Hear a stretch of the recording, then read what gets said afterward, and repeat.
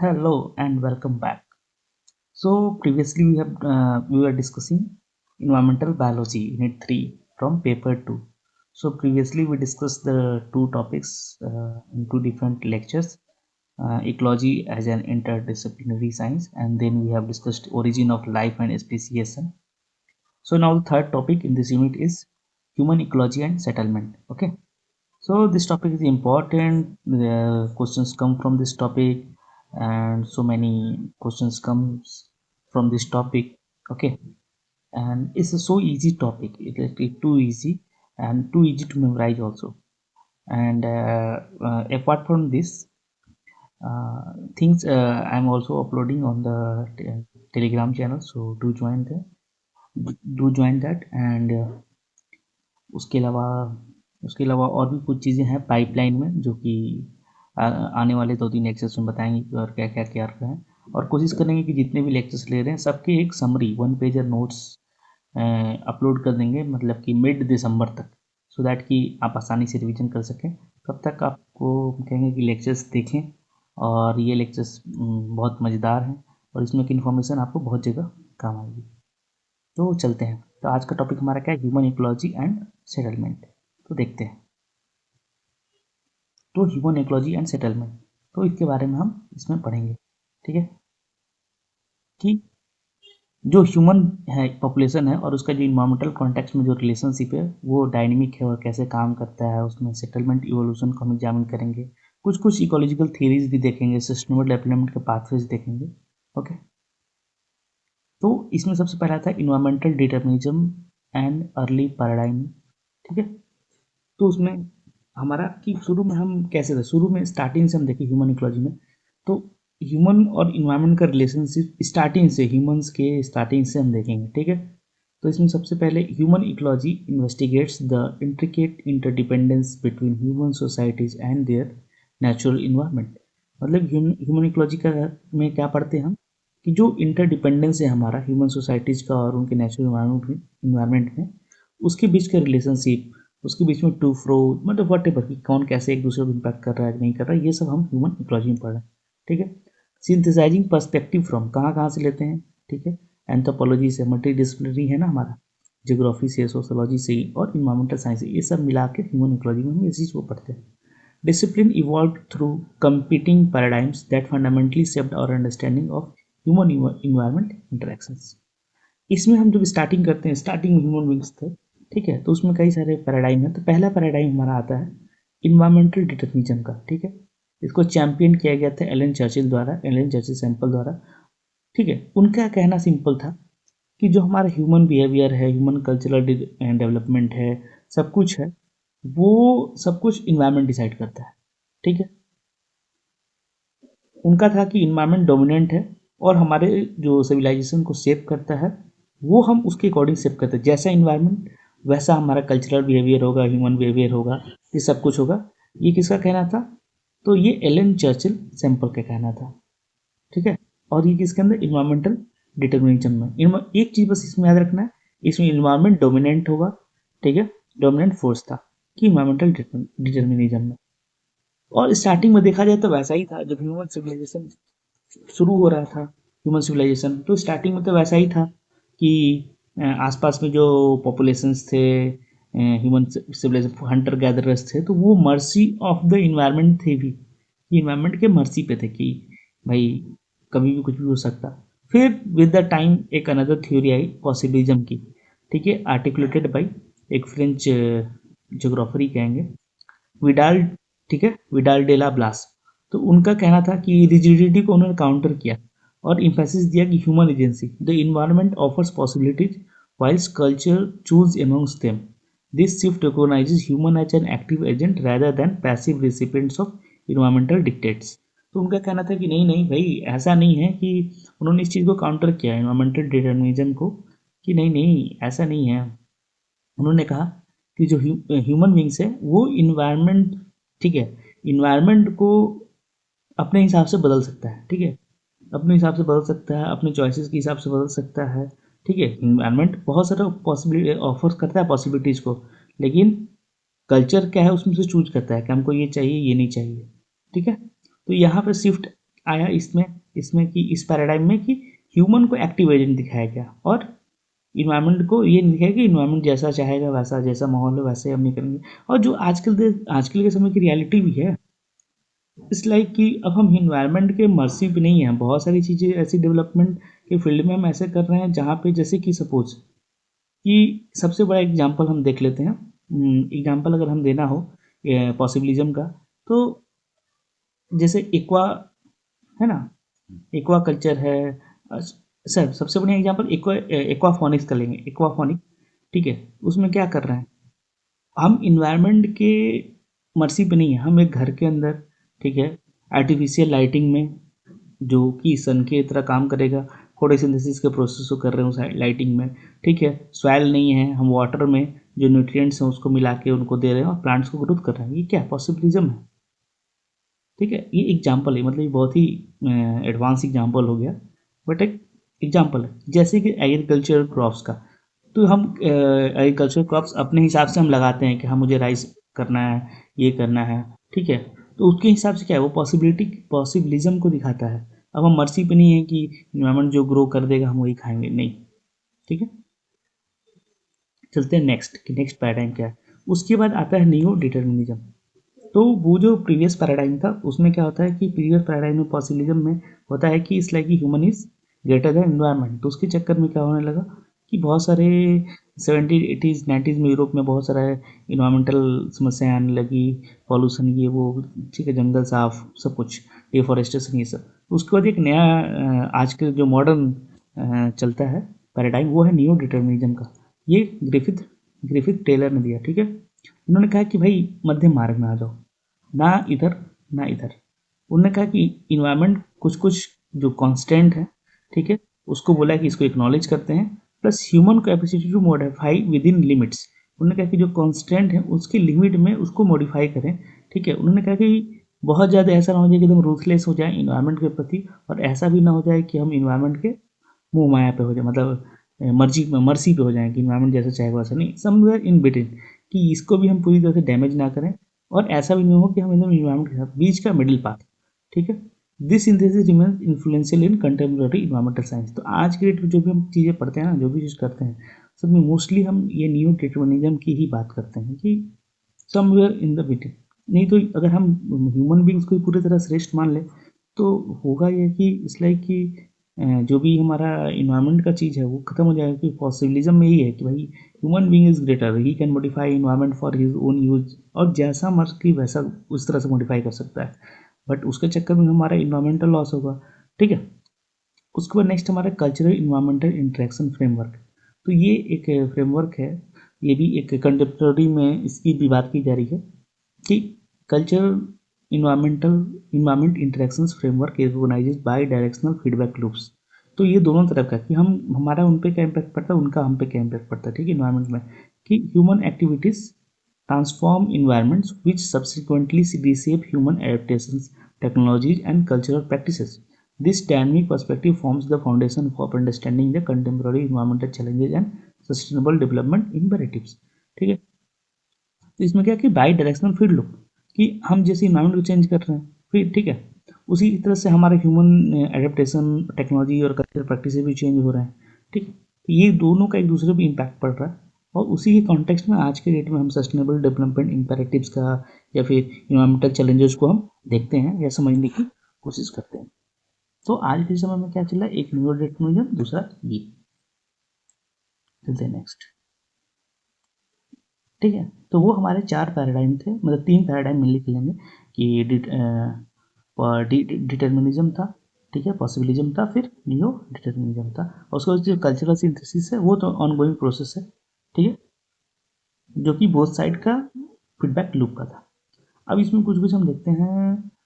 जिस एडेप्टेशन का डिफाइन कर दे। Adaptation refers to processes through which individuals और species adjust to environmental challenges encompassing biological changes and cultural practices that enhance survival and well-being।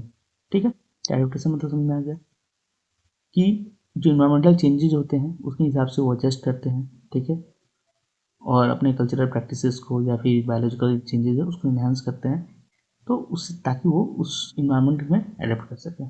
फिर है acclimatisation. ठीक है, The acclimatization involves short-term physiological adjustments organisms make in response to environmental stressor, enabling them to maintain functionality while adapting to varying conditions such as temperature और altitude change.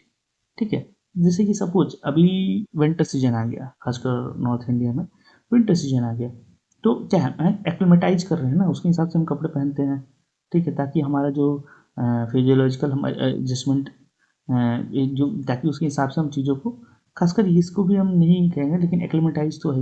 Main acclimatisation होता है जब suppose कि हम एक higher altitude में जाते हैं तो वहाँ पे एयर लेस डेंसर है, ठीक है, तो वहाँ पे क्या होगा, एयर लेस डेंसर है तो ब्रीदिंग में थोड़ी दिक्कत होती है, और भी चीज़ें होती हैं, बहुत सारी चीज़ें होती हैं, हाई एल्टीट्यूड सिकनेस होता है, तो उस वहाँ पे क्या कहा जाता है कि आप हाई एल्टीट्यूड में जाते हैं, सपोज लेह लद्दाख में चले गए जो आप वहाँ नहीं जाते हैं प्लेन के रीजन से, तो वहाँ पे कहा जाता है कि भाई आप वहाँ पे कुछ समय बिताइए, 1-2 दिन दीजिए अपने बॉडी को थोड़ा, कि आपकी बॉडी की जो रिदमिक है, जो बॉडी है, हार्ट बीट है, सब कुछ उसी हिसाब से वो एडजस्ट हो पाए, and then you start.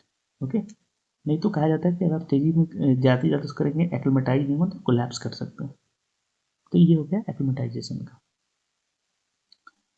Next है क्या है, कल्चरल इकोलॉजी मॉडल। ठीक है, तो ये जूलियन स्टीवर्ट्स का फीडबैक एम्फेसिस था।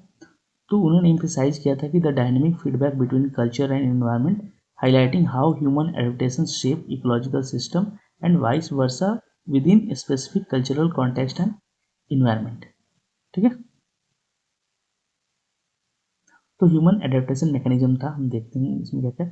एक तो कल्चरल इकोलॉजी पढ़ लिए कि multi linear evolution framework demonstrating how similar environment mental conditions generate comparable cultural adaptations across diverse societies, emphasizing technology environment subsistence relationship। ठीक है, तो उनका कहना था कि मल्टी लीनियर एवोल्यूशन भाई है कि कल्चरल इकोलॉजी का, कि सिमिलर इन्वायरमेंटल कंडीशन में, ठीक है, लगभग एक जैसे ही कल्चरल एडेप्टेशंस होता है across different parts of the world, different चाहे अलग तरह की सोसाइटीज हों, जरूरी नहीं कि एक तरह की भाषा बोले, लेकिन एक रहन सहन और चीज़ों पर डिपेंडेंस लगभग एक जैसे होते हैं। ठीक, उसके बाद biological adaptation, humans exhibit remarkable physiological responses to environmental stressor. ठीक है, जैसे कि cold increases metabolic rates, peripheral vasoconstriction, heat enhance sweating capacity, altitude elevated haemoglobin concentration demonstrating evolutionary plasticity. जैसे कि तिब्बतियन रीजन में रहते हैं, ठीक है, तो उनका हेमोग्लोबिन कंसंट्रेशन ज़्यादा होता है क्योंकि वो हायर एल्टीट्यूड में रहते हैं, तो उनको चाहिए सो दैट कि oxygen can carry more, blood can carry more oxygen एक बार में। ठीक है, हीट वाले एरिया में स्वेटिंग कैपेसिटी ज़्यादा होती है। ठीक है, जैसे कि हम खासकर इंडियन लोग हैं, अगर हम चले जाएँ अभी के समय में, इस लाइक कि जैसे नवंबर, तो अभी हमारे यहाँ का मतलब टेम्परेचर जो भी है, हम चले जाएँ सपोज नॉर्दर्न यूरोप में, तो वहाँ पे भी क्या होगा, वहाँ के लोग हो सकता है टी शर्ट पहन के घूम रहे हैं या फिर पतली जैकेट, लेकिन हमें पूरा एकदम काफ़ी जैकेट, क्यों, हमारा आदत ही नहीं है, लाइक कि 15 डिग्री में वो they can wear T shirts, उनको फर्क नहीं पड़ेगा क्योंकि वो इवोल्यूशन में वहाँ पर रहने के कारण उनके वो ऐसा हैबिट है, हमें नहीं। तो ये बायोलॉजिकल एडेप्टेशन हो गई। फिर ये बिहेवियरल इकोलॉजी, ये कल्चरल एडेप्टेशन, जैसे क्लॉथिंग है, शेल्टर है, डिजाइन है, डाइटरी प्रैक्टिसेज है, सेटलमेंट पैटर्न है, represent learned responses transmitted across generation, enabling habitations across earth climatic streams from Arctic tundra to equatorial deserts. कि मतलब इक्वेटोरियल एरिया से रह के हम एकदम एक्सट्रीम क्लाइमेट्स में रहते हैं, डेजर्ट से लेके आर्कटिक टुंड्रा तक लोग रहते हैं, तो वहाँ के हिसाब से अपने क्लॉथिंग बनाए हुए हैं, शेल्टर बनाए हुए हैं। ये क्या बिहेवियर इकोलॉजी। तो इस तरह से हम एडेप्टेशन करते हैं तीन तरह से। फिर है नेक्स्ट, तो वो हो गया। अब हम चलते हैं पॉपुलेशन ग्रोथ मॉडल्स और कैरिंग कैपेसिटी के बारे में। तो पॉपुलेशन ग्रोथ मॉडल, तो एक है एक्सपोनेंशियल मॉडल, जे कर्व। ठीक है, आप तो जे कर्व को पढ़े होंगे। एज्यूम करता है कि अनलिमिटेड रिसोर्स है leading to unchecked population increase. ठीक है, अनचेक्ड पॉपुलेशन की ऐसे कि भाई चलते ही जा रहा है, इट्स लाइक नो लिमिट। ठीक है, ये बढ़ते ही जा रहा है, बढ़ते ही जा रहा है, बढ़ते ही जा रहा है, बढ़ते ही जा रहा है। अनलिमिटेड फूड, ये इधर रिसोर्सेज हैं इस एक्सेस पे, और इस पर टाइम टाइम के साथ वो। दूसरा है कि दूसरा उसके कॉन्ट्रास्ट में होता है logistic growth model, S curve incorporates environmental resistance. ठीक है, showing growth slowing as it approaches the environmental carrying capacity, the maximum population size that environment can sustain indefinitely without degradation. तो दूसरा में हम ये देखिए ऐसे होता है कि ये यहाँ से किया और ये हमारा कैरिंग कैपेसिटी है, सपोज कि ये लिमिट है कि भाई यहाँ से लिमिट तक इस पे आ गया तो कोई पॉपुलेशन, तो उसको बोलते हैं एस सेट। ठीक है, ये एग्जैक्टली एस नहीं होते, तो ये ऐसे, हाँ एस सेट। अब हम ये जो कैरिंग कैपेसिटी है, ठीक है, ये मैक्सिमम अमाउंट पॉपुलेशन साइज है। तो अगर इतना पॉपुलेशन रहता है और समय भी बढ़ते हुए जाता है तो इससे पॉपुलेशन को वो इनडिफिनेटली, ठीक है, विदाउट डिग्रेडेशन के सस्टेन कर सकते हैं इन्वायरमेंट। ठीक है, लेकिन सपोज यही इसके क्रॉस कर गया कि नहीं, तो फिर उसमें मॉर्टेलिटी, डिजीज, ये सब भी ज़्यादा हो सकते हैं। ठीक है, तो ये डिफरेंस है जे कर्व। तो जे कर्व में जो रिसोर्सेज होते हैं उसको अनलिमिटेड मानते हैं, एज्यूम करते हैं, लेकिन रियलिटी में हमारा क्या होता है, एस कर्व होता है। क्यों? क्योंकि रिसोर्सेज, जो हमारा रिसोर्सेज है वो लिमिटेड है। फिर इंडियन पॉपुलेशन ग्रोथ एग्जाम्पल दिया हुआ, decelerating still presence against it's environmental carrying capacity particularly in terms of water and agriculture land. कि हमारा, ठीक है, कि हमारा जो पॉपुलेशन ग्रोथ इंडिया का डिसलरेट कर रहा है, बट अभी भी जो हमारा इन्वायरमेंटल कैरिंग कैपेसिटी इंडिया का in terms of water agriculture, ठीक है, उसके बियॉन्ड है। तो वो धीरे धीरे बैलेंस होगा वक्त के साथ। The concept of carrying capacity is critical for sustainable resource management. Exceeding it can lead to resource depletion और इकोसिस्टम कोलैप्स। कि कभी बहुत ज़्यादा हो गया, रिसोर्स कंज्यूम करने लगा, उतनी तेज़ी में नहीं हो रहा है रिसोर्स का क्या बोलते हैं, अवेलेबिलिटी, तो लास्ट में क्या होगा कि पॉपुलेशन कोलैप्स कर जाएगी, इकोसिस्टम कोलैप्स कर जाएगा। ठीक है, सपोज कि 8 लोग का लिए खाना एक जगह पर उपलब्ध है और 8 लोग हैं, तो ठीक है, चल रहा है कि लगातार 8 लोग का खाना आ रहा है, 8 लोग चल रहा है, तो वो 8 की जगह 16 हो जाए और खाना 8 का ही आ रहा है, तो क्या होगा? ये सब या तो आपस में कंपटीशन होगी, मारपीट होगा खाने के लिए, तो कुछ लोग ऐसे खत्म हो जाएंगे, फिर ये तो वैसे भी वीक होकर खत्म हो जाएंगे। तो it's like all at last collapse कर जाएगा। तो सेम होता है हर जगह। वेदर एग्जाम्पल ह्यूमन बींग्स का दे रहे हैं so that easily understood, can be easily understood. Otherwise ये प्लांट्स के केस में सबकी जगह ये होता है। ठीक है, जैसे कि चीता है, टाइगर है, तो उनके एरिया में अगर पहले पॉपुलेशन एबंडेंस में नहीं है तो फिर उनका भी वो धीरे धीरे कोलैप्स करने लगते हैं। तो ये सब भी है, वो सब भी देखना होता है। सब भी जब भी हम एनिमल रीइंट्रोड्यूस करते हैं या फिर किसी एरिया में हम एनिमल को प्रोटेक्ट कर रहे हैं, तो उसी हिसाब से हमें देखना होता है कि अगर प्रेडेटर को प्रोटेक्ट कर रहे हैं तो उसका फूड भी अवेलेबल हो। अब फूड जैसे डियर, तो डियर की है तो उसमें सिर्फ देखना होता है कि ग्रास व्रास ये सब भी उस एरिया में हो।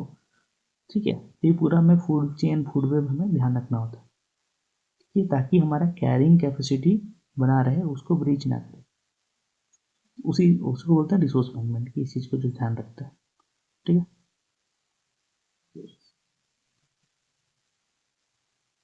तो अब हम चलते हैं। जैसे कि हमारा जो ह्यूमन पॉपुलेशन है 1 बिलियन था 1800 में। ठीक है, 2 बिलियन है 1980 में, 4 बिलियन 1974 और 8 बिलियन है 2022।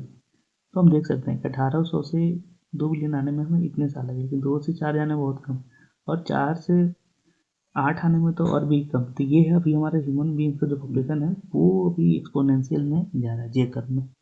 ठीक, उम्मीद करते हैं कि एस कर्व में वो आ जाएगा, क्योंकि इट्स लाइक कि वी आर रीचिंग ऑलमोस्ट। फिर है इकोलॉजिकल फुटप्रिंट और ग्लोबल डिस्पैरिटीज। इकोलॉजिकल फुटप्रिंट, इस सबसे क्वेश्चन आते हैं, ठीक है, ध्यान रखना कि पूछते हैं सिर्फ डायरेक्ट कि होता क्या है। सेम प्रीवियसली जैसे एस कर्व, जे कर्व, वो भी ध्यान रखना है कि पूछे जा चुके हैं पहले भी, तो फिर से आ सकते हैं। This metric quantifies the biological productive land and water area required to produce the resources consumed and absorb the waste generated by human population. एक ही चीज क्वान्टिफाई करता है, biologically productive land and water area required to produce the resource consumed and absorb the waste generation by population. मतलब कि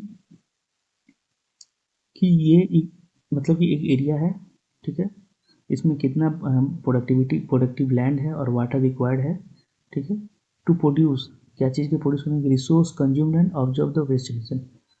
ये ecological footprint मतलब simple सा हो गया कि हम इस चीज़ को ध्यान रखेंगे।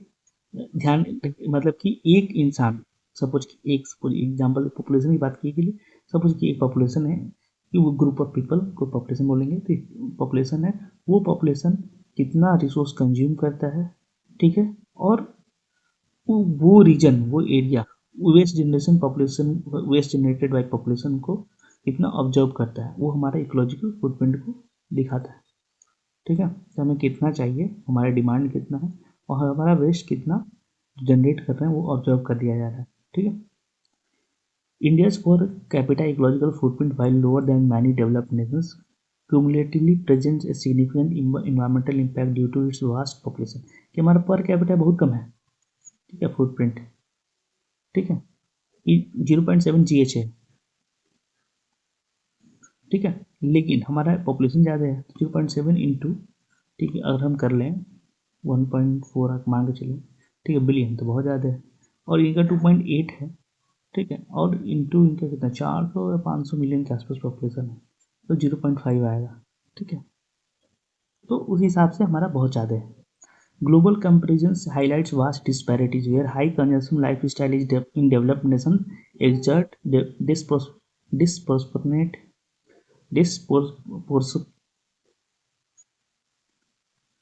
Disproportionate pressure. तो यही है सिंपल, जैसे कि देखो जर्मनी है 4.6 है, इसका यूएसए का 8.8 है, कि इतना ही बहुत ज़्यादा है, हायर फुटप्रिंट है। ठीक है, ग्लोबल एवरेज इतना है, हमारा उससे भी कम है।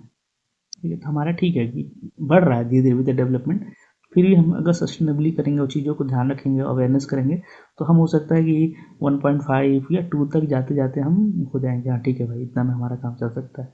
ठीक है, लेकिन जो डेवलप कंट्रीज है वहाँ पे तो भाई मत पूछो भाई, ये तो कमी है। मतलब मैं प्लास्टिक यूजेज देख रहा था, ठीक है, तो प्लास्टिक यूसेज देख रहा था कि फिनलैंड जैसे कंट्री में per person 10,000 kg plastic usage per year का, like annual, it's like too much. 10,000, हाँ 10,000 something is not 10,000, like 10,000 plastic तो बहुत हो जाएगा, 10 kg और समथिंग ऐसे ही कुछ, मीन्स कि it was too high, much much higher. उसके बाद पॉपुलेशन पिरामिड और एज स्ट्रक्चर एनालिसिस। ठीक है, तो age structure diagram often pyramidal in rapidly growing populations reveals that demographic forces shaping future population trend। expanding pyramid wide base narrow top हुआ indicates high birth rate और young population। stable pyramid more uniform distribution indicate balanced age structure।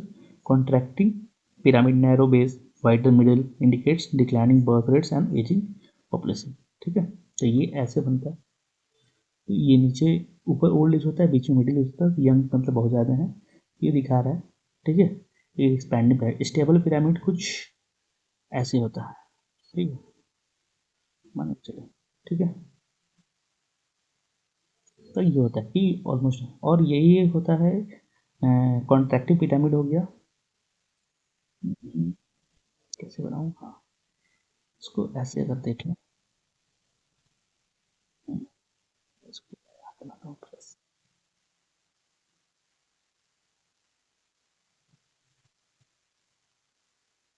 ये, ठीक है, इधर पे population और इधर भी पॉपुलेशन। ठीक है, ये मिडिल में है, मतलब कि यहाँ पे बर्थ कम हो रहा है, ओल्ड एज पॉपुलेशन भी ज़्यादा है। ठीक है, और धीरे धीरे ये डिक्लाइन कर रहा है। ठीक है, कई बार ये पॉपुलेशन ऐसे भी हो सकता है, कुछ कुछ कंट्री में देखा जा रहा है। हाँ, तो ये तो और ख़तरनाक ट्रेंड है कि ओल्ड एज पॉपुलेशन बहुत ज़्यादा है, मिडिल एज मिडिल एज क्या बोलते हैं कम है, और यंग एज और भी कम है। ठीक है, हम चलते हैं नेक्स्ट। ठीक है, demographic momentum and dependency ratio. तो डेमोग्राफिक मोमेंटम क्या होता है कि डेमोग्राफिक मोमेंटम की जो पॉपुलेशन का ग्रोथ रेट चला आ रहा है, ठीक है, मतलब कि जो बर्थ रेट चला आ रहा है, ठीक है, उसमें डिक्लाइन आना शुरू हो जाता है कि हाँ कम होना शुरू हो गया, लेकिन वो पहले से मतलब कि सपोज कि इतना ज़्यादा बढ़ा हुआ है कि उसके मोमेंटम के कारण वो पॉपुलेशन और बड़ा और बड़ा और बड़ा होता जाता है। ठीक है, सपोज कि 4 लोग हैं, ठीक है, ये 4 से 8 हो रहा है, ठीक है, मतलब 4 से सपोज कि ये 16 हो रहा है, ठीक है, 16 से ये 64 हो रहा है, सपोज कि ये इसके ऊपर डिक्लाइन आ गया, ठीक है, लेकिन ये 64 लोग की ऑफ स्प्रिंग आएंगे ना, दो दो, हो जाए, तो उस हिसाब से ये फिर होता है। कि मोमेंटम बना रहता है, उसको समय लगता है स्टेबल होने में। Even with declining birth rates a population with large proportion of young individuals, जैसे example India, will continue to grow for several decades due to population momentum, की जो यंग पॉपुलेशन है वो रिप्रोडक्टिव एज में है, ठीक है, मतलब ज़्यादा हमारे जो एज ग्रुप है वो पॉपुलेशन मोमेंटम में क्या होता है, यंग यंग लोग, और पॉपुलेशन मोमेंटम में क्या होता है कि जो जिस जहाँ पे संख्या बहुत ज़्यादा यंग लोग की है, वो क्या है कि वहाँ की पॉपुलेशन ग्रो करना कंटिन्यू रखेगी, क्योंकि यंग है, वो रिप्रोडक्टिव एज में है, वो रिप्रोड्यूस करेंगे, तो और संख्या भी बढ़ती ही जाएगी, बढ़ती ही जाएगी, बढ़ती ही जाएगी। हाँ, उसके बाद धीरे धीरे धीरे धीरे ये बैलेंस की तरफ जाएगा, डिक्लाइन की तरफ जाएगा। एज डिपेंडेंसी रेशियो क्या होता है, तो total dependency ratio youth plus elderly divided by working age population, ठीक है, यूथ प्लस एल्डरली मतलब ये डिपेंडेंट पॉपुलेशन है, यूथ और एल्डरली, मतलब यूथ कितने तक, 0 to 14 ईयर्स, ठीक है। अगर सिर्फ यूथ डिपेंडेंसी निकालना है तो population age 0 to 14 divided by population age 15 to 64, मतलब 15 से 64 साल के लोग को हम वर्किंग एज पॉपुलेशन में कंसिडर करते हैं, ठीक है। ये ओल्ड एज का निकालना हो तो ये, और टोटल डिपेंडेंसी निकालना हो तो यूथ पर एल्डरली पॉपुलेशन जितने हैं उसको एक साथ divided by working age population. Implication for resource planning: higher youth dependency, greater education and healthcare needs. Higher elderly dependency, increased healthcare and pension cost. तो अभी हम यहाँ पे हैं, कुछ यहाँ से ट्रांजिशन कर रहे हैं, ठीक ठीक है, यहाँ से हम ट्रांजिशन किए हुए हैं और हम पहुँचे हैं लगभग, ठीक है, और हमारा धीरे धीरे अब एल्डरली पॉपुलेशन धीरे इंक्रीज होना शुरू हुआ है, तो हमारे लिए हेल्थ केयर और पेंशन का समस्या आने वाले कम से कम 20 सालों में देखने को मिलने लगेगा, ठीक है। उस पर बैलेंस रेशियो मतलब कि ठीक है, अभी चल रहा है काम सही से बैलेंस में सारे population. Youth bulge and demographic dividend, youth bulge large proportion of young adult entering work force, ठीक है, वो हमारे यहाँ भी हो रहा है, इसलिए कि 20 to 30 के बीच में बहुत सारे लोग हैं। Demographic dividend, economic benefits when working with population is large relative to dependents. तो ये सब डायनामिक क्रूशियल है लॉन्ग टर्म रिसोर्स प्लानिंग और सस्टेनेबल डेवलपमेंट स्ट्रेटेजी के लिए, ठीक है। फिर how population growth affects the environment, तो population growth directly impacts our environment in several key ways।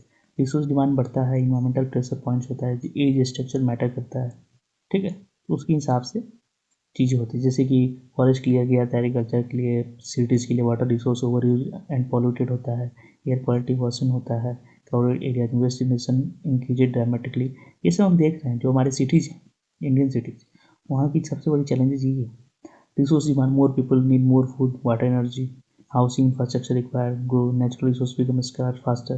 ये भी हम चैलेंजेस देख रहे हैं सिटीज़ में, ठीक है। एज स्ट्रक्चर के हिसाब से यंग पॉपुलेशन है तो उन्हें स्कूल हेल्थ केयर चाहिए, वर्किंग एज है तो उनको ज़्यादा वो कंज्यूम करता है रिसोर्सेज, ठीक है। Elderly population require specialise service, तो वो सब चीज़ें वो देखने को मिलेंगी, ये खासकर नीचे वाली चीज़ें आने वाले समय में, और ये सब तो देखने को मिल ही रही है।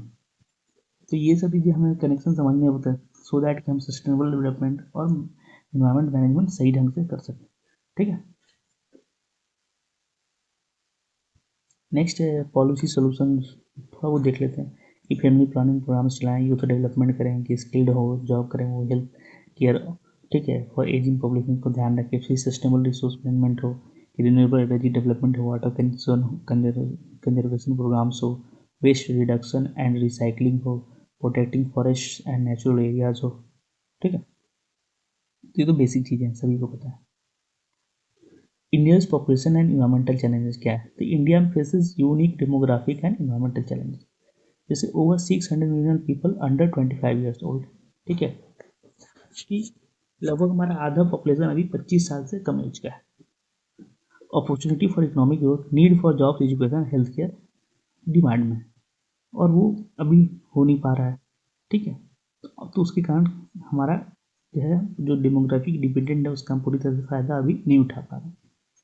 फिर declining birth rate but continue to growth, fertility rates falling है, बहुत सारे स्टेट्स में देखेंगे जो हमारा फर्टिलिटी फैमिली हेल्थ सर्वे होता है, उसमें हमारा जो फर्टिलिटी रेट है बहुत जगह तो देखिए 2.1 होना चाहिए, रिप्लेसमेंट रेट बोलते हैं, तो कई सारे सदर्न स्टेट में तो ये बहुत कम आ गया है, 1.8 1.9 तक आ गया है ये, ठीक है। तो वो अब धीरे धीरे एल्डरली वो मतलब डिक्लाइनिंग की तरफ जा रहे हैं, ठीक है। नदर्न स्टेट्स हैं अभी भी थोड़े थोड़े ज़्यादा हैं, फिर भी अराउंड 2.1 के आसपास सब आ ही गए हैं, ठीक है, 3 से तो नीचे ही हैं सारे, ठीक। पॉपुलेशन अभी भी ग्रो कर रहा है, एक्सपेक्टेड टू पीक अराउंड 2060 या 65 के आसपास सबसे हाईएस्ट होगा, उसके बाद डिक्लाइन करना शुरू करेगा। Southern states have lower birth rate, northern state still have high. ठीक, urban area growing faster than rural, ये रीजनल डिफरेंसेस हो रहे हैं। इन्वायरमेंटल प्रेशर, वाटर का scarcity in many regions, air population, इससे बात कर ही लिया हम, फॉरेस्ट फार्मलैंड पे प्रेशर है, क्लाइमेट चेंज का इम्पैक्ट है, तो इसलिए हमें चाहिए must balance development needs with environmental protection while managing इस large and diverse population. Next अब हम पढ़ते हैं, इसमें एक आता है चीज डेमोग्राफिक ट्रांजिशन मॉडल, इस पे क्वेश्चन में आता है। तो demographic transition model shows how population changes over time as countries develop, कि कंट्री जैसे से डेवलप करती हैं कैसे होता है। तो शुरू में क्या होता है, स्टेज 1, ठीक है, हाई स्टेशनरी बोलते हैं। ठीक है, इसमें क्या होता है कि बर्थ रेट भी हाई होता है, डेथ रेट भी हाई होता है। ठीक है, तो ओवरऑल पॉपुलेशन लगभग सेम रहती, कम ही रहती है। फिर अर्ली एक्सपेंडिंग, इसमें क्या होता है कि डेथ रेट धीरे धीरे कम होना शुरू होता है। ठीक है, हाँ, डेथ रेट धीरे धीरे कम होना शुरू होता है और बर्थ रेट ठीक रहता है। उसको लेट एक्सपेंडिंग, लेट एक्सपेंडिंग में क्या होता है कि जो हमारा डेथ रेट है वो डेथ रेट से जो हमारा बर्थ रेट है वो नीचे आ जाता है। और लो स्टेशनरी में क्या होता है कि हमारा डेथ रेट मतलब पॉपुलेशन कम होने लगता है क्योंकि डेथ रेट ज़्यादा होता है और बर्थ रेट कम हो जाता है। ठीक है, अभी समझ हम यहाँ हैं इस बीच में। ठीक है, क्यों मैटर करता है, the countries at different stage have different environmental impacts, help governments plan for the future, so relationship between development and population. ठीक, तो यहाँ पे देख लेता हूँ डिटेल में, the 5 stage of demographic transition. इस ट्रांजिशन का मॉडल हेल्प है, is a model that describes why rapid population growth in A is a temporary phenomena, कि जो तेज पॉपुलेशन ग्रो हो रहा है टेम्पररी है, वक्त के साथ चीज़ें बदल जाती हैं। जैसे कि स्टेज में पढ़े थे, क्या है, बर्थ रेट भी हाई रहेगा स्टेज 1 में, डेथ रेट भी हाई रहेगा, स्टेबल और स्लो इंक्रीज, स्टेबल रहता है पॉपुलेशन या फिर स्लो इंक्रीज होता है। क्यों, क्योंकि पॉपुलेशन जितना बढ़ हो रहा है उतना डेथ हो जा रहा है। ठीक है, उसके बाद स्टेज 2 आता है कि बर्थ रेट हाई करता है लेकिन डेथ रेट बहुत तेज़ी से डाउन होना शुरू हो जाता है, यहाँ पे रैपिड इंक्रीज होती है, पॉपुलेशन तेज़ी से ग्रो कर रहा होता है। फिर स्टेज 3 है फॉलिंग, की फॉल्स, तो यहाँ पे क्या होता है, डेथ बर्थ रेट कम होना शुरू हो जाता है और डेथ रेट भी धीरे धीरे अब धीरे धीरे कम होता है। क्यों, क्योंकि ये खासकर 1950s 60s का समय इंडिया का। ठीक है, 60 70 का 60 70 में जब धीरे धीरे मेडिसिन और ये सब मॉडर्न मेडिसिन ये सब आना शुरू की, डेथ रेट कम हुआ। और फिर हमारे ग्रीन रेवोल्यूशन के समय का बात है, कि पीरियड के बाद का बात है, 70s 80s 70s तक, कि सब कुछ सही से चीज़ें थोड़ी थोड़ी होने लगी, तो हमारे कंट्रीज में हम यहाँ पे पहुँचे थे उस समय। अभी हम कुछ यहाँ पे चल रहे हैं। ठीक है, इंक्रीज स्लो डाउन हो रहा है लेकिन नहीं। फिर स्टेज 4 आता है कि बर्थ रेट लो हो जाता है, डेथ रेट लो हो जाता है। तो यहाँ पे हमारा डेवलप कंट्रीज है, ठीक है, बहुत सारे, फॉलिंग एंड देन स्टेबल। और ये होता है स्टेज 5 लो। ठीक है, कि बर्थ रेट डेथ रेट लो हो जाता है और बर्थ रेट भी लो हो जाता है। ठीक है, या फिर हो सकता है फिर से राइज करने लगे। तो बहुत सारी जो डेवलप कंट्रीज है यहाँ पे एकदम, ठीक है, यहाँ पे, ठीक है, कि डेथ रेट भी लो है लेकिन बर्थ रेट भी लो है। और कई जगह तो बहुत रेट कम है डेथ रेट से, तो वो जैसे जापान है और भी चीज है, तो वो सब चाहे बहुत चैलेंजिंग, जर्मनी है। ठीक है, फिर 5 stages of population change, demographic transition model categorises population change into 5 distinct stages reflecting shifts in birth and death rate as society develops. तो वही बातें हैं जो 5 हमने बात किया। तो जैसे रिमोट ट्राइबल कम्युनिटीज हैं, उसमें हाई बर्थ रेट डेथ रहते हैं, क्योंकि वो बहुत ही ऐसे एरिया में रह रहे हैं जहाँ पे इसलिए कि उतना मेडिकल फैसिलिटीज नहीं है, उतने प्रॉपर अच्छे इन्वायरमेंट नहीं है, जिसके कारण कि पॉपुलेशन बर्थ रेट तो है ज़्यादा, लेकिन साथ में वो मेडिकल फैसिलिटी ये सब नहीं होने के कारण वो बच्चे बच भी नहीं रहे, तेजी से डेथ हो जाती है, अर्ली डेथ हो जाता है। फिर डेथ रेट ड्रॉप्स, तो इसमें एग्जाम्पल मैनी अफ्रीकन कंट्रीज, ठीक है, कि बेटर हेल्थ केयर और फूड सप्लाई आ गया तो बर्थ रेट हाई हो गया, लेकिन पॉपुलेशन ग्रो फास्ट कर रहा है, डेथ रेट कम हो गया। फिर है इंडिया और ब्राजील, यहाँ पे बताया ना बीच तीसरे में, बर्थ रेट स्टार्ट फॉलिंग, यहाँ पे बर्थ रेट डिक्रीज होने लगे, एजुकेशन आ गया, फैमिली प्लानिंग हो गया, लेकिन पॉपुलेशन ग्रोथ धीरे धीरे स्लो डाउन हो रहा है। फिर है low birth rate death rates दोनों कम है, ये यूएसए यूके में है। ठीक है, कि स्टेबल लगभग हो गया। फिर population decline, the birth rate falls below the death rate, मतलब बर्थ रेट कम हो गया, डेथ रेट से पॉपुलेशन श्रिंक करने लगा, घटने लगी। जापान जर्मनी में ये समस्या है आज की डेट। वो स्टेज 5 में, तो उसके बाद देखना है कि उसमें क्या होता है। फिर एक हम पढ़ते हैं, इसमें नेक्स्ट टॉपिक है IP80 मॉडल। ठीक है, तो ये क्या है, सिंपल फॉर्मूला है that shows what causes environmental damages. Demographic transition हम पढ़ लिए, अब हम चलते हैं आईपैड मॉडल में। इसमें एक फॉर्मूला क्या है, इन्वायरमेंटल इम्पैक्ट, ये पूछा है कि फॉर्मूला क्या होता है। Environmental impact equals to population into affluence into technology. ठीक है, environmental impact equal to population into affluence into technology. ठीक है, population how many people are there, more people equal to more resources. Affluence मतलब how much each person consumes, rich person people uses more resource. ठीक है, जैसे कि India का suppose निकालना हो तो पॉपुलेशन तो बहुत जाते हैं, भले ही ये कम है एफ्लुएंस की, हम बहुत ज़्यादा रिसोर्स पर पर्सन कंज्यूम नहीं करते, टेक्नोलॉजी भी उतना एडवांस नहीं, फिर भी बहुत ज़्यादा जाएगा। यूएस क्या क्या है, पॉपुलेशन सब मिड में है, लेकिन एफ्लुएंस बहुत ज़्यादा है, टेक्नोलॉजी बहुत ज़्यादा है, तो इसका भी इन्वायरमेंटल इम्पैक्ट यूएस का तो हमसे ज़्यादा ही आएगा। ठीक है, technology how can we produce and consume things, how can make environmental impact better और वर्स। क्लीन टेक्नोलॉजी अगर है तो लेस इम्पैक्ट होगा, टेक्नोलॉजी के सेक्शन में क्लीन टेक्नोलॉजी का वो आ जाएगा। डर्टी टेक्नोलॉजी जैसे कोल है, ये हमारे यहाँ ज़्यादा है अभी, खासकर सोलर पैनल्स और इस तरह की क्लीन टेक्नोलॉजी, और इस सब ज़्यादा यूरोपियन यूनियंस में वहाँ पे ज़्यादा है। हमारे यहाँ अभी हम धीरे धीरे ट्रांजिशन कर रहे हैं, ऐसा नहीं है भाई, 50 गीगावाट तक हम पहुँच चुके हैं ऑलमोस्ट क्लीन क्लीन एनर्जी में, लेकिन धीरे धीरे भी बहुत समय लगेगा। ठीक है, चीज़ों को करने में, और उसके लिए बहुत रिसोर्स चाहिए। तो ये मॉडल हेल्प करता है अंडरस्टैंड करने के लिए। ये क्वेश्चन आ सकता है कि भाई सर क्या है ऐसे स्टेटमेंट में, that fixing environmental problems requires working on all 3 sectors, population, consumption और टेक्नोलॉजी।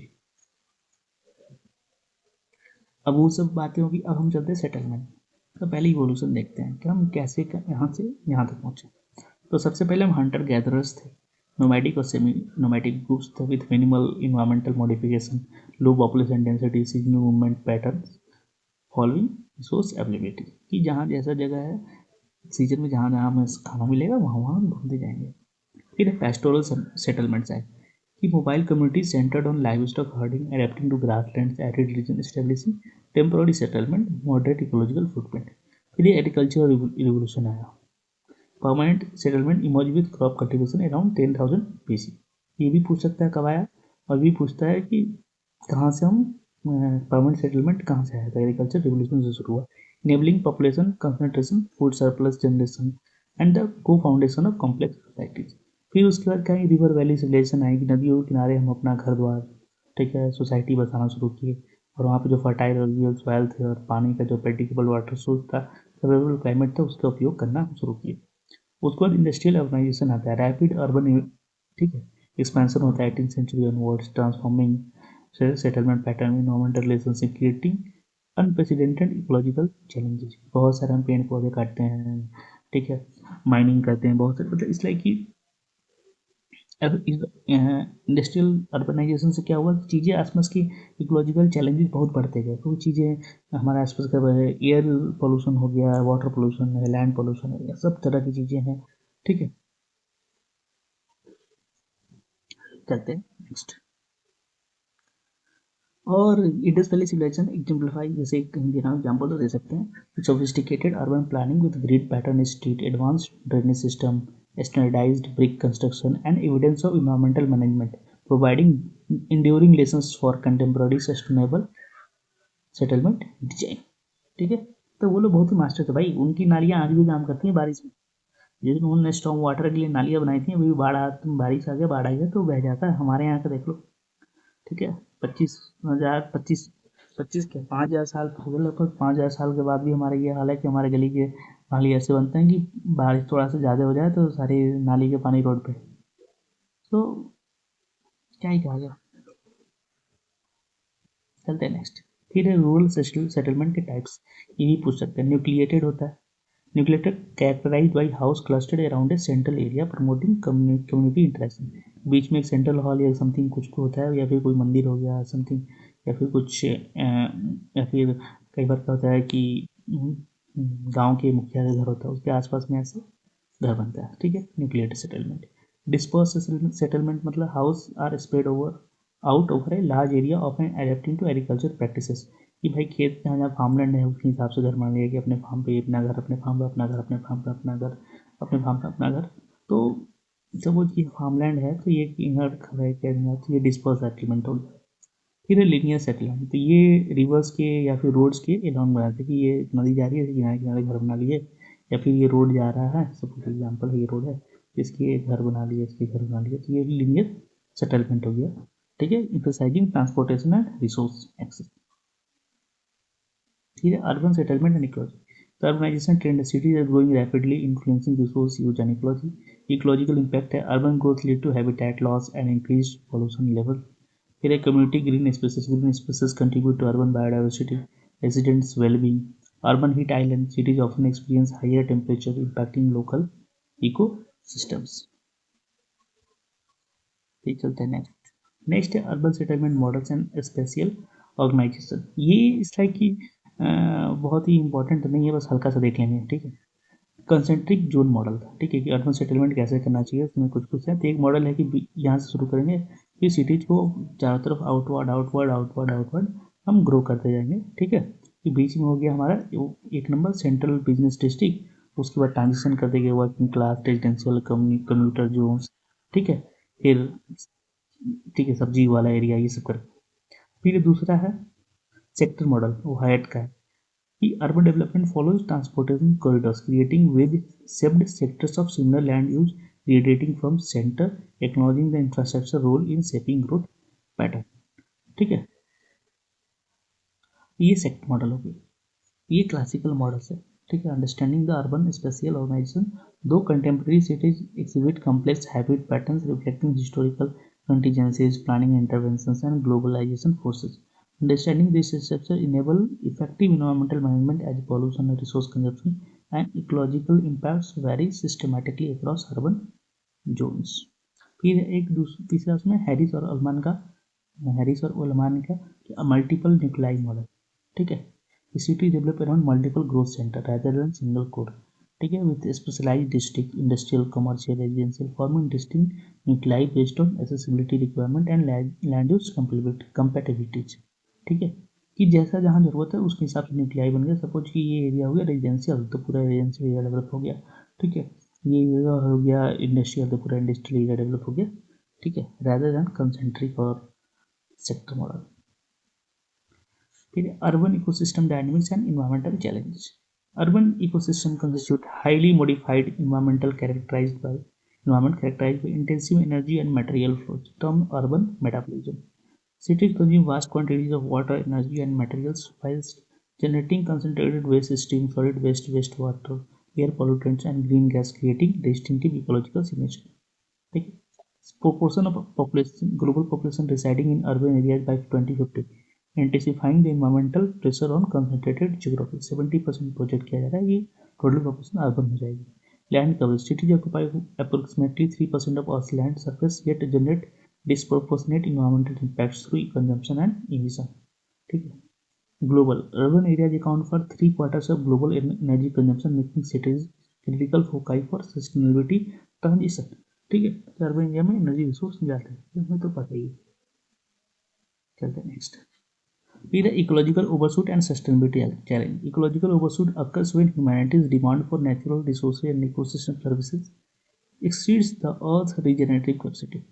कि भाई जितना हम अर्थ रिजनरेट कर सकता है, जितनी चीज़ों को बना सकता है, सही कर सकता है, ठीक है, उसके बियॉन्ड हमारा ह्यूमैनिटी का डिमांड हो जाएगा, तो उसको क्या बोलते हैं, ecological overshoot. This is critical concept is measured by comparing our ecological footprint, the biological productive area required to provide resources and absorb waste against the planet's biocapacity, the available regenerative capacity। Global overshoot date. This annual date marks when humanity has used more from nature than the Earth can renew in the entire year। In 2023, it fell on August 2nd, indicating we consume resource equivalent to 1.7 Earth annually। और ये तो और भी हट गया है, शायद think जुलाई में आ गया है अब तो, लेटेस्ट देख लीजिएगा आप लोग। ठीक है, वैसे पूछेंगे तो नहीं है, लेकिन कोई भरोसा नहीं।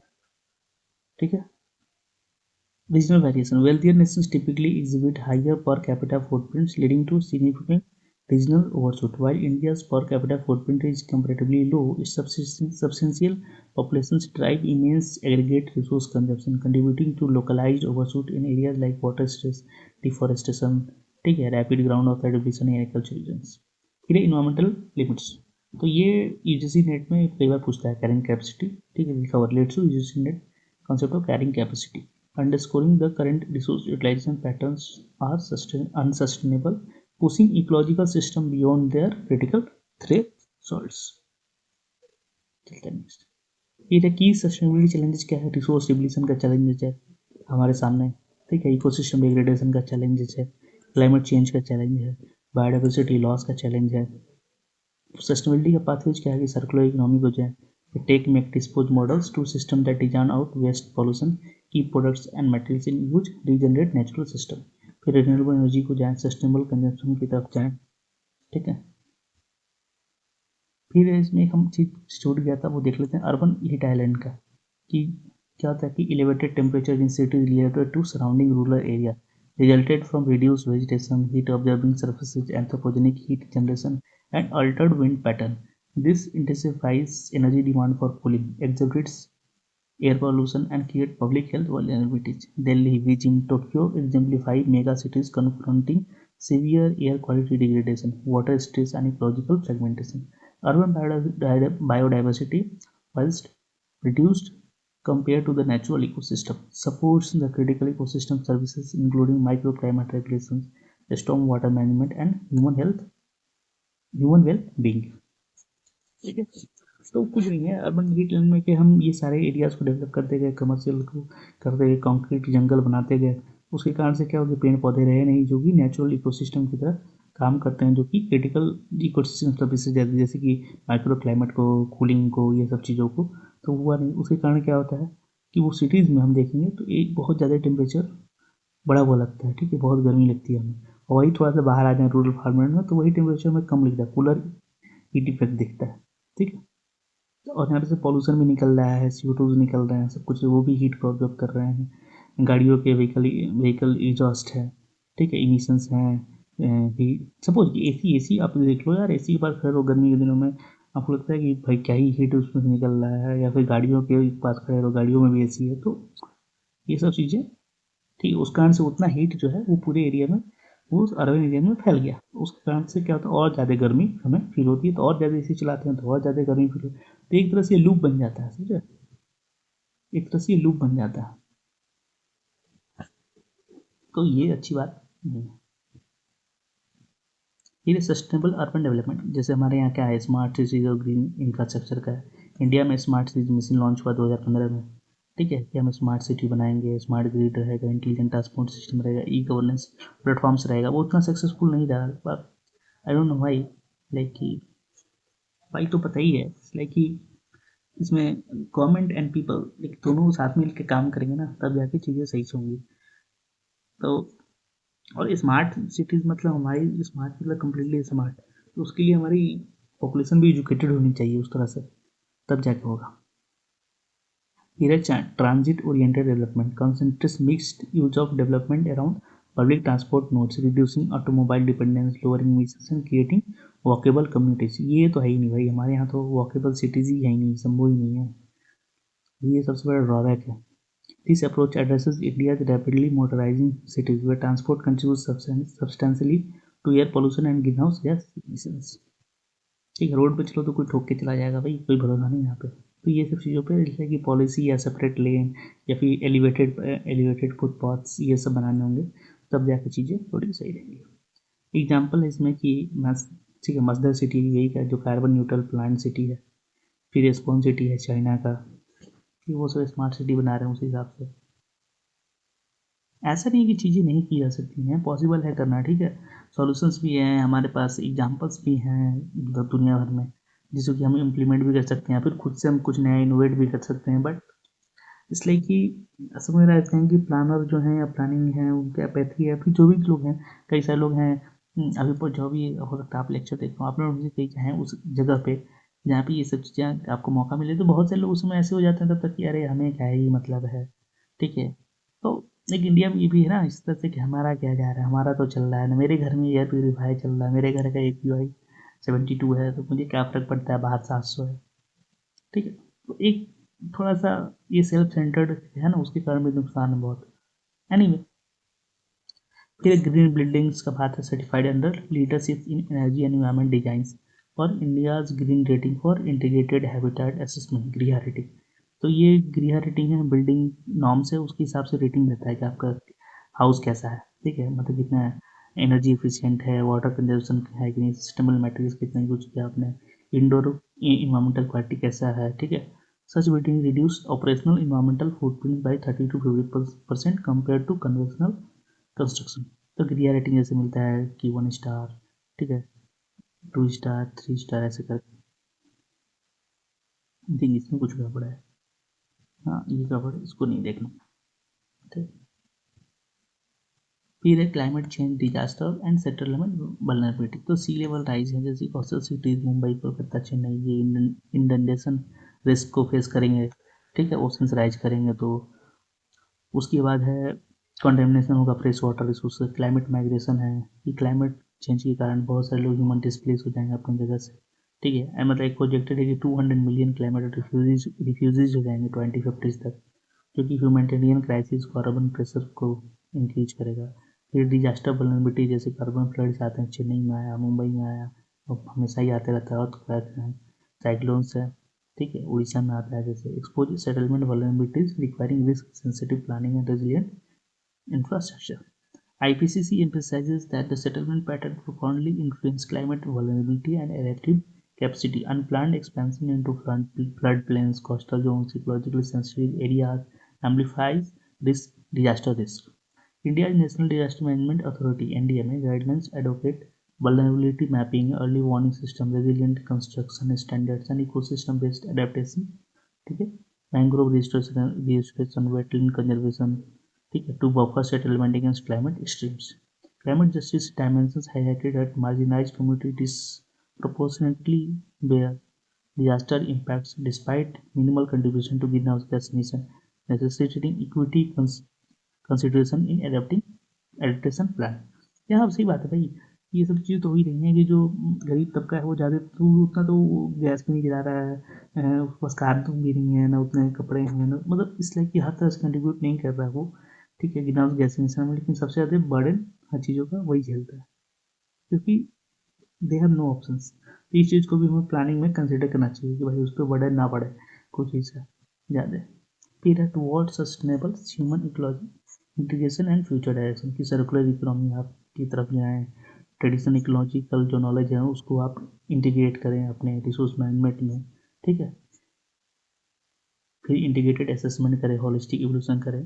ठीक है, इन्वायरमेंटल सोशल इकोनॉमिक इंडिकेटर्स का, सोशल इकोलॉजिकल सिस्टम पर ध्यान दें। फिर जियो स्पेशियल टेक्नोलॉजी थी, AIS remote sensing, spatial modelling इस्तेमाल करें सेटलमेंट पैटर्न एनालिसिस के लिए, या फिर अर्बन स्प्रॉल मॉनिटरिंग के लिए, फिर टैलेंट मैपिंग के लिए, एविडेंस बेस्ड प्लानिंग के लिए। जैसे ये इंडिया में एग्जाम्पल है ऑरोविल, पौंडीचेरी में, ये तो वहाँ पर सेटलमेंट है। ठीक है, जैसे या फिर हैमरबाई है स्वीडन में, या फिर वाइबन है जर्मनी में। ये डेमोन्स्ट्रेट करता है practical implementation of ecological principle, renewable energy integration, geo waste system, community participation, biomimicry design. This model offers tangible pathway towards reconciling human settlement with planetary boundaries, essential for environmental science professional। ठीक है, addressing 21st century sustainability imperatives। तो ये चीज़ें संभव हैं, लेकिन इसको करने के लिए भाई आपको, इसलिए कि कम्युनिटी पार्टिसिपेशन इंडिया में सबसे कम है। इसलिए कि यहाँ पे देखें तो वीकेंड्स पे, ठीक है, वीकेंड्स पे फॉरेन में देखिए कि कल्चर है कि वीकेंड्स पे छुट्टी वाले दिन सब अपने घर के निकल के घर पे आसपास का सफाई करेंगे, घर की सफाई करेंगे, घर के बाहर की भी सफाई करेंगे।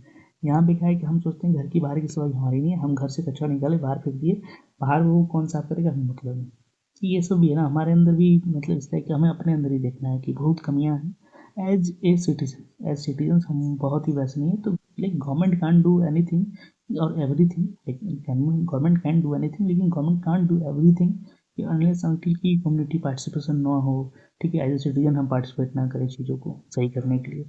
ठीक है, आई थिंक, हाँ, so now this is the end of the lecture. ठीक है, तो अब हम आपसे मिलेंगे नेक्स्ट लेक्चर में।